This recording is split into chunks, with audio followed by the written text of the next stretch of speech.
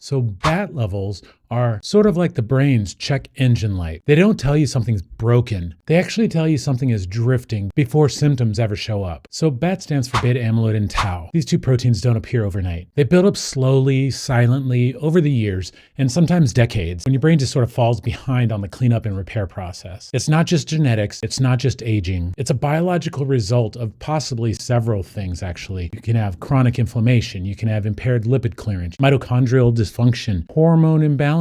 You can even have long-term stress or trauma. All of these things could actually lead to the accumulation of BAT levels. Another way to think about BAT levels, another metaphor, is BAT could stand for Biological Accumulation Threshold. Just another fancy way to say it's a number that reflects how much is building up inside the brain and whether your body is keeping up or falling behind. Having BAT levels is not a diagnosis. It's a signal. And now we can finally track it. For years, we've waited for people to show symptoms to care about brain health. But that's like waiting for chest pain to worry about cholesterol, or ignoring blood sugar until somebody is already a diabetic. So we don't do that in heart health. We don't do that with metabolism. So why are we still doing that with the brain? BAT levels actually change that narrative. We can now measure BAT levels. We can see this biological drift in the 30s, the 40s, the 50s, before tau, before synaptic damage, and before decline even happens. If BAT levels are elevated, we don't panic. We investigate, and we identify the contributing factors. Any one of those things I mentioned earlier could be a mechanism leading to BAT level accumulation. And if necessary, we can treat briefly and biologically